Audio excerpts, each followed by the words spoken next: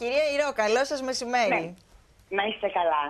Με πάρα πολύ μεγάλη χαρά βλέπω αυτόν τον σπουδαίο άνθρωπο και προσπαθώ, γιατί έχω το μωρό, το εγγονάκι μου. Βρίσκομαι περισσότερες φορές στην πλατεία μόνο των αγανακτισμένων. Ελληνίδα πλέον δεν υπάρχει για το πορτοφόλι μου, όπως είπε και τον Τέρενς Κουίν της 31 του μηνός, ότι το πορτοφόλι δεν έχει κανενός τη φωτογραφία.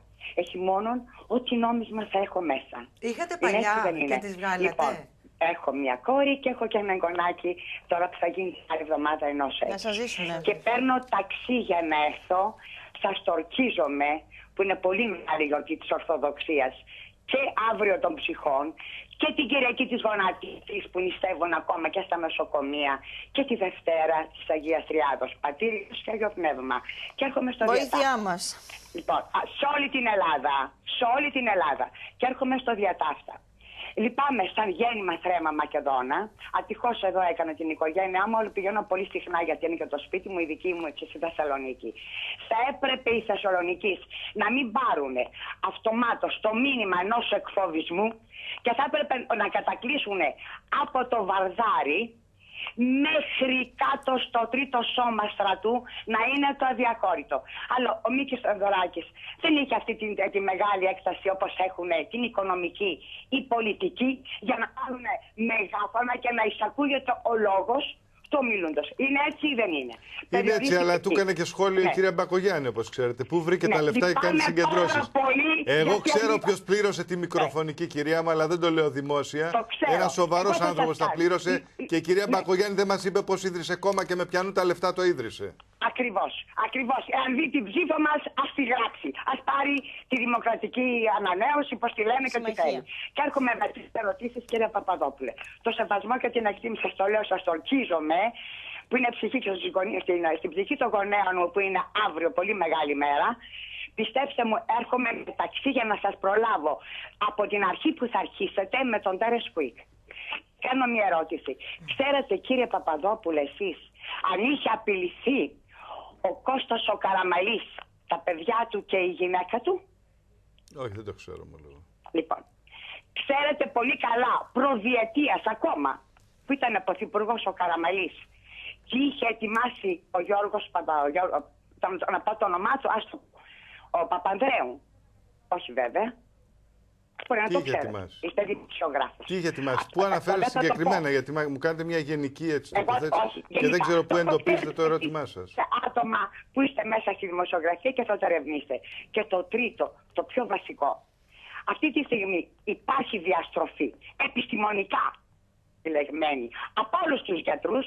Η διαστροφή έχει 100 εκτάσεις. Και δεν θα θεωρηθούμε και τα 11 εκατομμύρια, κύριε Παπαδόπουλε.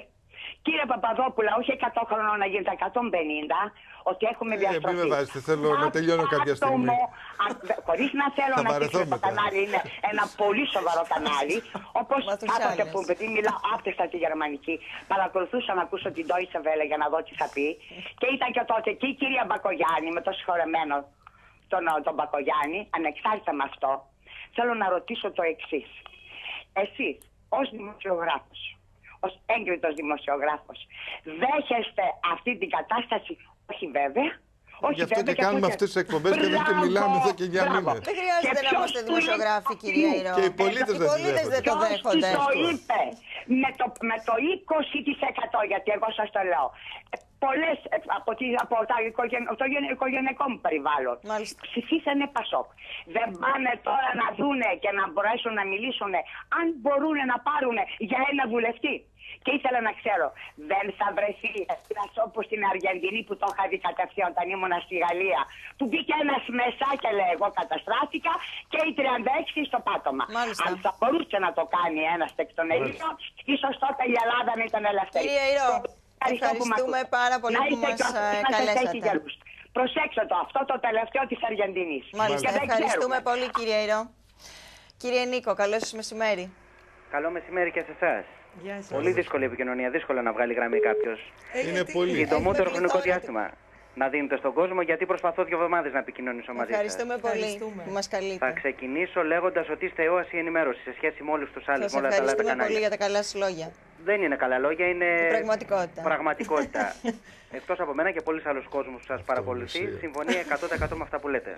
Σας ευχαριστούμε πολύ, αλλά συμβάλλετε κι εσείς αυτή την ενημέρωση με τα δικά σας σχόλια και με τις δικές σας παρατηρήσεις. Αμήν, προσπαθούμε. Λοιπόν, πήρα να σας εκφράσω τη συγκίνησή μου από την ομιλία του Πρωθυπουργού σήμερα στις απαντήσεις που έδωσε. Συγκινηθήκατε. Ο άνθρωπος πρέπει να πάρει Όσκαρ πρώτου ρόλου ηθοποιίας. Κρίμα που έχασε το Όσκαρ φέτος. Σκεφτείτε αν τα λέει αυτά φανερά, σκεφτείτε τι κάνει από πίσω. Δεν είναι χαζός. Είπε ο άνθρωπος ότι είμαστε ανίκανοι. Είπε ότι είμαστε ανίκανοι. Το είπε στο Υπουργικό Συμβούλιο. Και για τους πιλότους. Εγώ αισθάνομαι ανίκανος πάντως. Από το μαχητικό λέει ότι είναι μη παραγωγική. Λέει πάρα πολλά. Ο να μας πει είναι που έχει τα ένσημα, τα πρώτα ένσημα που τα έκανε. Ναι. Και τα δεύτερα. Είναι επικίνδυνος. Βοηθήστε σας παρακαλώ πάρα πολύ να γιγαντωθεί η συγκέντρωση στην Αθήνα και οπουδήποτε αλλού με τη σωστή ενημέρωση. Εμείς μέχρι και αυτοκόλλητο βγάλαμε όλοι Σύνταγμα και θα το κυκλοφορήσουμε αυτές τις μέρες. Λόγω τιμής. Κατεβαίνω και εγώ. Και ένα πολύ ωραίο τηλεοπτικό σποτάκι έτσι, των 20 δευτερολέπτων, όλοι Σύνταγμα. Γράφει Contra Channel. Ναι, πραγματικά. Εγώ την προηγούμενη Κυριακή που κατέβηκα με 3 φίλους, αυτή την εβδομάδα θα κατεβούμε 7. Και το ίδιο μου λένε όλοι. Μακάρι να μαζευτεί 1 εκατομμύριο. Δεν πάμε ούτε τριήμερο ούτε πουθενά. Εδώ θα μείνουμε. Αυτό είναι αλήθεια. Στη χώρα μας. Άμα φύγουμε αυτό το τριήμερο, θα φύγουμε για πάντα. Εμείς αισθανόμαστε Έλληνες.